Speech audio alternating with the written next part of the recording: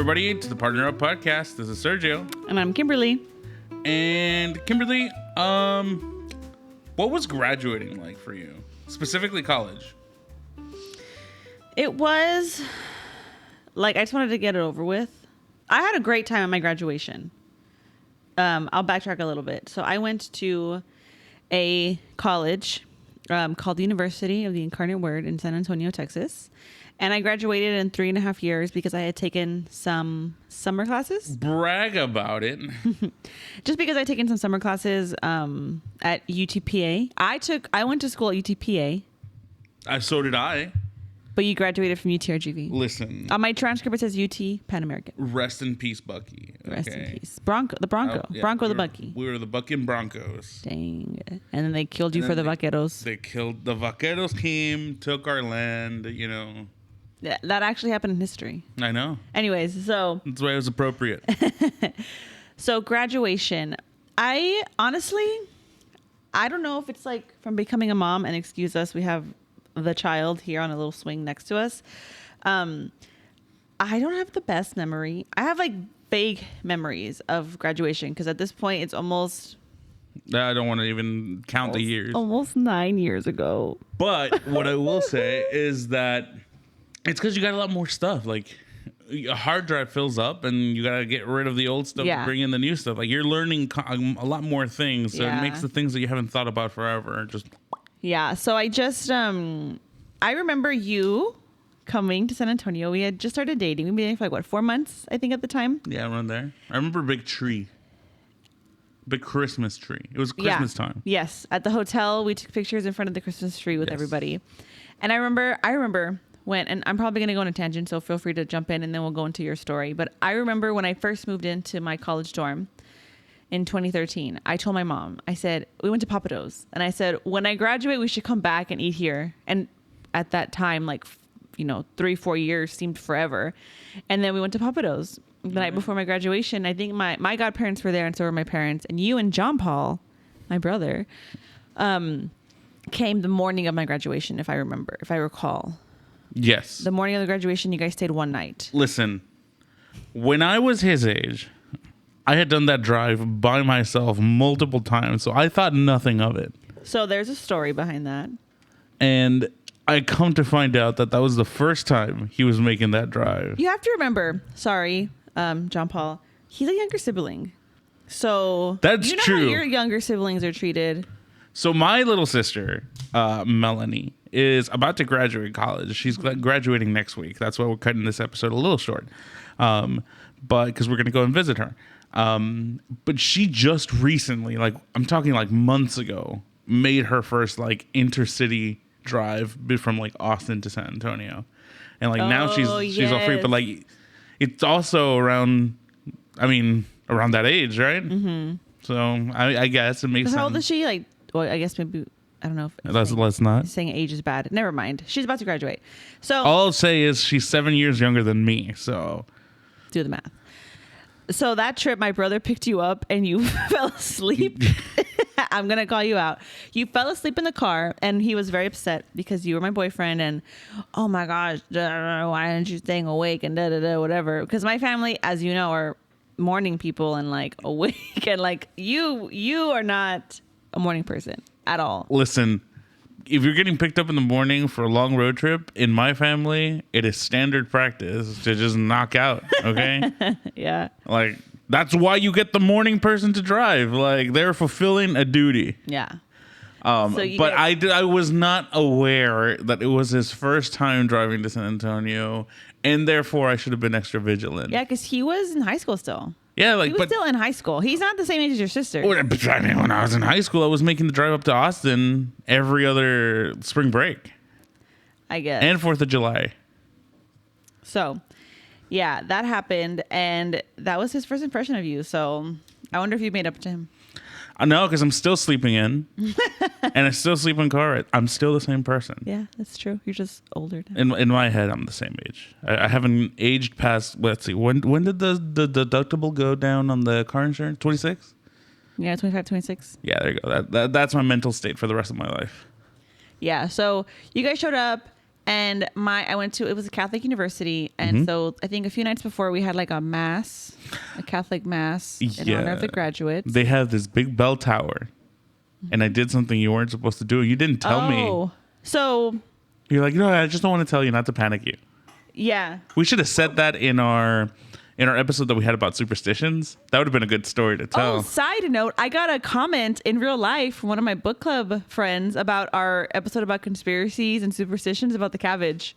Oh, yeah? From the Kahai. She was like, I never heard of that. I was listening to your podcast while I was doing so. Look, I had never heard of that. All I can say, I had never heard of that either. I started doing that the year I got hired in Austin.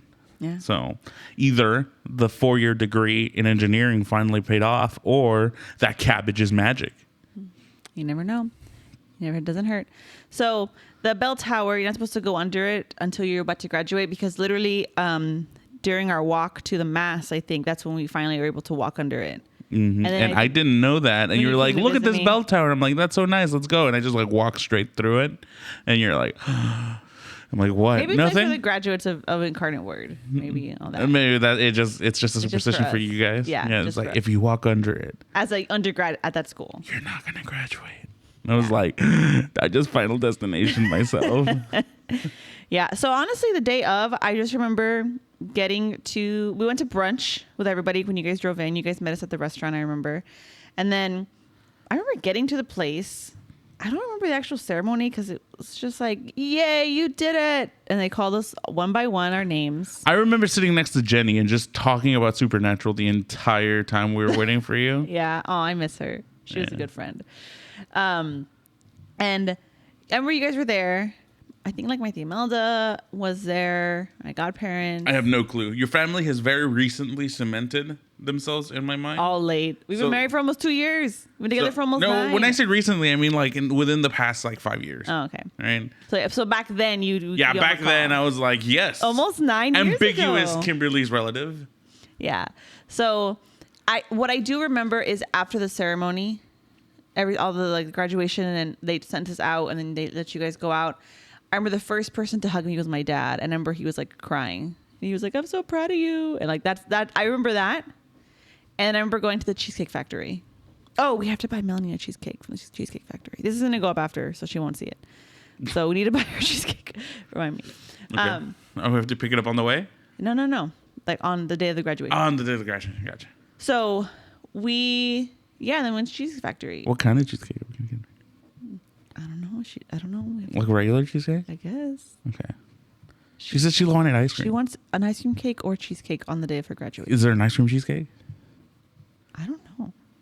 We'll look into it. It's a good question. Anyways, so you asked me about my graduation, and that's like the day of. And I feel like it was very anticlimactic. Yeah, I agree. Because like you build up these 4+ sometimes years of this hard work, like, you worried about graduating. There's some classes you don't know if you're going to pass. What I did is I bulked up my second to last semester, and then my last semester was easy because I was working a lot. I had 2 jobs. My last semester, I had an internship and a regular job. So my last semester was easy, like work-wise, but the year before that was really hard because I took all the hard classes then. So that's my story. So now would you like to tell us about your graduation? It wasn't 3.5.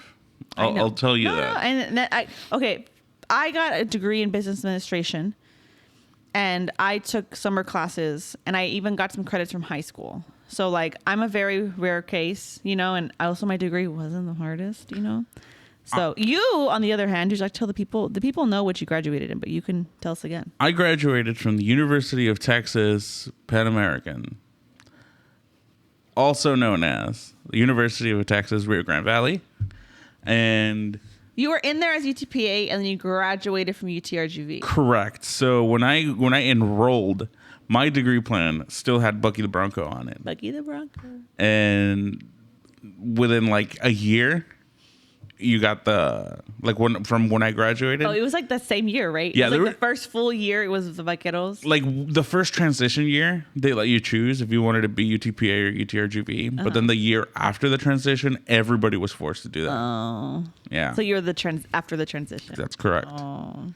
Fun fact: I actually went to college with my dad. Mm-hmm. Like we were in. So he had gotten like a core complete in computer science in SDC a while back, way before I started going to college.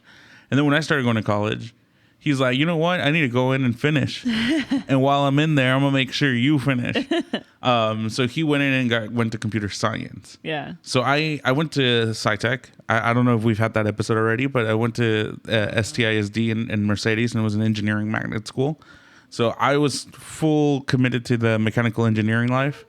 And then when my dad went in to like figure out who to talk to get the transfer credits completed, they started talking about all the different engineering degrees that they had. And they're like, well, you can go into either computer engineering or you can go into computer science. And then my dad started asking questions about both the degrees. And I'm like, oh, wait a minute. I really like the computer engineering one. So this is 2 years in. I was a sophomore in college. Oh, yeah. And then I go, you know what? I'd much rather do what you just described on computer engineering than mechanical engineering. So then I swapped. Side note, sorry. I want to kind of caveat on something. So I wonder, because like there are a lot of degrees that people have options to go. I wonder like how come sometimes like we're not really explained very well, like the different degrees, like what you need, what you can go into as a student. And sometimes people's parents don't know. It's like, oh, you go into biology. Did you remember like a bunch of people we knew who just went, at least for me, at Med-High, it's got biology degrees. I feel like for me, the word well-rounded kept coming up. It's like, oh, I'm getting a biology degree because like you can go into a lot of different fields with a biology degree. So a lot of people didn't necessarily know what they wanted to do. Yeah. So they would get the degree that had the widest range. So when after they graduated, they can just pursue whatever the degree. I barely know what I want to do, and I'm 9 years past. I think we've discussed also. I don't know if maybe it was a test episode, but since like elementary school, I've been coached by my dad, which is funny knowing that now he graduated college with me too. Like he literally held my hand the entire way. So my hand. I switched because I always knew I wanted to go and work for Google. And like that's the type of job that I wanted, the software engineer job. And Google is what you shoot for. But it was mechanical engineering, and then I realized that there was a gap. Like Google was not hiring mechanical engineers at the time. Yeah. So I was like, I went and looked up the thing. It's like software. I'm like, well, I have to make a switch. So I knew what I was going to. I always had it settled down. But yeah, because I went to SciTech, I had the whole engineering fundamentals down. So to be honest, like it was kind of a cakewalk on the engineering classes. Like those were great. What caught me off guard was all the math classes because it's an engineering degree. Every engineer has to go through the same like math basics. I only take 2 math classes in business school. Oh my God. I had to take up to calculus 3 and like engineering for... I think I took pre-cal and that was it. There's like... Did you know that there's math that they teach you? And then you get to like engineering math and they go, actually, you guys been like doing 2 plus 2. This is what we're actually supposed to be doing. And like you switch from algebra math that you do in high school and physics and everything, and then you make a hard right turn into calculus based physics. I have a question for you. Yeah. And this is a little bit off topic, but you were talking about subjects in school. So of the maths, so like algebra, geometry, calculus, and like the sciences, like physics, chemistry, what else is there? What do you mean? There's like physics, chemistry. Remember in the different science classes we took? Okay. There was like physics, chemistry, geology. Yeah. Which of those were your favorite of each one, math and science? I hated chemistry. Like stoichiometry is the worst. I didn't like it that much either. Physics was definitely by far the best one. I liked physics was my favorite too. Yeah. I never even considered geology or like any like the physical science. I liked them, but I would say physics was the coolest. Yeah, especially I like breezed through physics with regular algebra, but then towards the end of my degree they came back and they're like, yeah, you took the wrong physics, so you need to go back and take the for engineers. Whose fault's that? I was not breezing, I guarantee you. Oh my God, the difference, it's the same equation, but like it's Big Brother that requires 4 hours to derive and complete. Yeah, it was wild. I remember I had like a stack of 4 pages, and that was one problem. And I could never go back to school. Not for that, at least. And that's why, like, oh man, I've always like, I realize that homework makes 20% of your grade. What does that tell me as someone who's good at math? Get an 80. Exactly. It means if I don't do any homeworks and I do really good on the tests, I'm gonna pass the class. Yeah. So I started leveraging that because I was taking math, I was taking computer science classes. I'm like, you were not a homework person. I do not have time to be doing this and that homework. So I had to like decide this is the class that gets the homework done. And yeah, no, I was most of my grades suffered because I didn't turn in any homeworks. But to this day, I still get like panic attacks where like I'll wake up in the morning like I forgot to do the homework for today. And that I was talking to my coworkers, and apparently that doesn't go away. They have it too. So fun little structure that we got. Great. But that took me like 4 and maybe a half years because since I enrolled to school, I remember before I enrolled, I had a job lined up already at the student union, and then I never took any semesters off. So I worked and studied through the summers as well until I graduated, and then I went straight into the workforce. So I don't know what a vacation is. Yeah, because even like on our honeymoon, you worked. Yeah. And our baby moon, you worked. No. Did you work? No, you didn't really work. No, I think our baby moon, you took like maybe one meeting. Like maybe you took one meeting in Washington D.C. I remember that, and that was it. So you've actually never had a vacation, a real one. Yeah. No. I don't even know what that like. How fun is your wife to have that? Yes. I just I don't think I can turn it off anymore. It's annoying. Maybe you'll turn it off as the kids get older. I'll be like sitting there on the couch or like even in the beach. You'll feel guilty. You've even worked at the beach on the physical stand. You've taken meetings. Oh yeah, I have. Yeah. Hey, look, when PagerDuty goes off, you got to answer it. Doesn't matter if you're in the coast. Wait, you didn't tell me which one your favorite math was. Oh my God. Favorite math. Mine was algebra. Okay, there's a type of math that they teach you in it's like digital logic. Mm-hmm. I like that math. That one was fun. It was like getting circuitries done. Yeah. And it's very specific to my degree. Not everybody takes it. But there's this other math that it's like hieroglyphics, Kimberly. It's I don't know if it's called discrete math, linear algebra. Like every college names it differently, but it's like the language of math. It has its own symbols. Like think of like letters. Okay.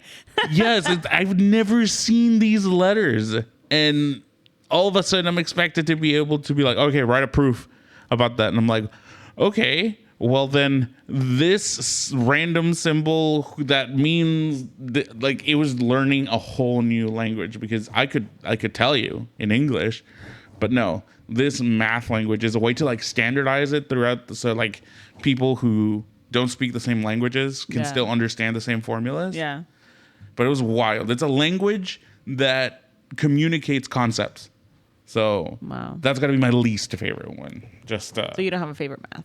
No, there is no favorite math. I mean, I took all the easy math. Just like the digital logic ones that was nice. I liked my business statistics class. But anyways, so your graduation, that we haven't even gotten to that. We talked about your degree, but. Well, yeah, because all of that, and then I just like you walk across the stage and it's like Sergio Nunez. It lasts like 15 seconds and then it's gone. And like I remember a funny story from when you graduated, but I don't want to talk about it. I just remember we were there, and it was at the McAllen Convention Center. Oh, yeah. Yeah. It was packed. It was packed. It was very packed. They had tickets and everything. Yeah, I remember that.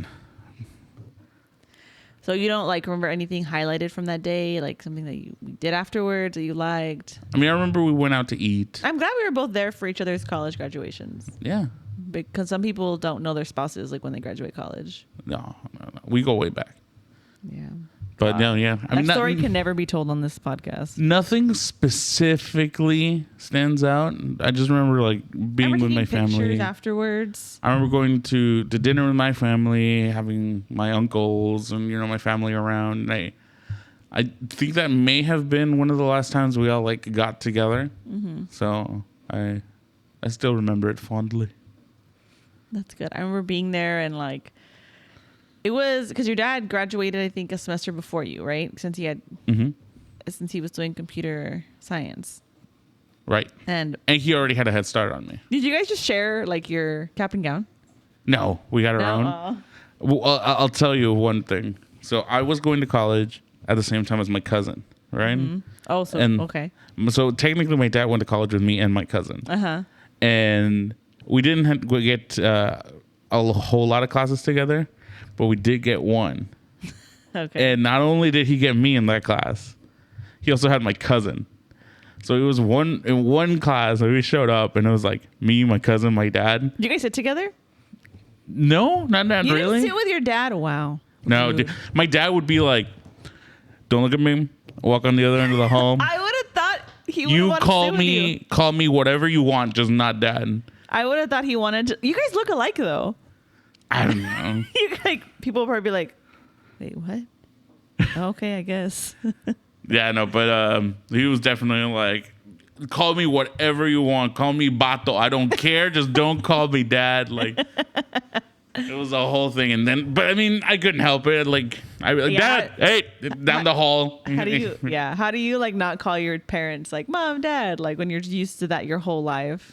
Yeah, no, but I mean, we were the fathers. Everybody knew us there. Yeah. Was that. And it was funny because it's one of those, it was an ethics class, ethics for engineers, right? So it's one of those classes where it's just like, you know about it, you know, like you've been hearing about it all throughout classes. One of those that like, as long as you have like derivative skills, you can figure it out because it's like like the language SAT classes, like if this and this and then that, you know, this is to this is to that. So it was very second nature for us. So it was a really boring class, right? So I would like fall asleep in it. And my other cousin would also be falling asleep, and my dad would be furiously taking notes because he hadn't been in the system. Like we were coming fresh out of high school, so like these are the type of like classes you just breeze through. Yeah. But for him, he's like, I've never seen this, or if he has, it's been like a long time ago. So he had to like relearn all of it. So we were like asleep in the class, and he was like taking notes, and we were like getting the same grades. So I remember to this day, he's like, I don't care what these guys are doing. One of them's on his phone the entire time. The other one's asleep, and they're getting a higher grade than I am.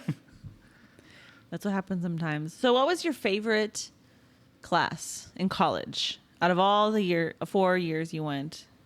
I think it's got to be my Java class. It's the class that got me into my actual career. But they didn't teach me what I do now. So like at the time, that class was a Java class. And at the time, Android, you know, mobile apps on your phone, was written in Java. So for my final project, they were like, make anything in Java. And I go, well, apps are Java. Can I do an app? And they're like, yeah, go ahead and do an app. And like that set me up for like the rest of my life because that introduced me into Android, which led into mobile development. And the rest is history.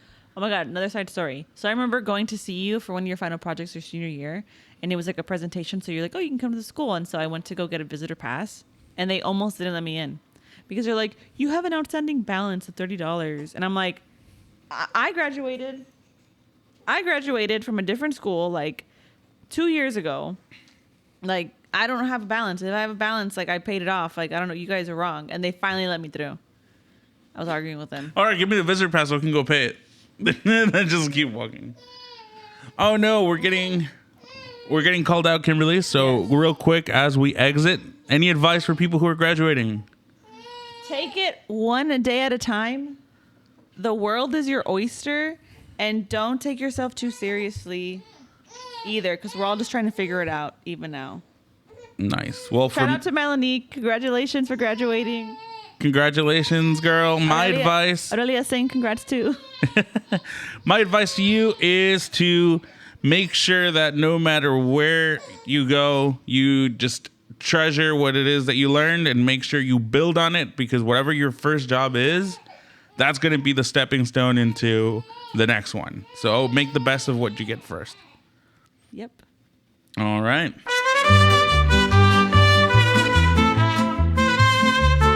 This has been episode 18. of the Partnered Up Podcast, guys. Thank you for joining us. I'm Sergio. And I'm Kimberly. See you guys next time. Bye. Bye.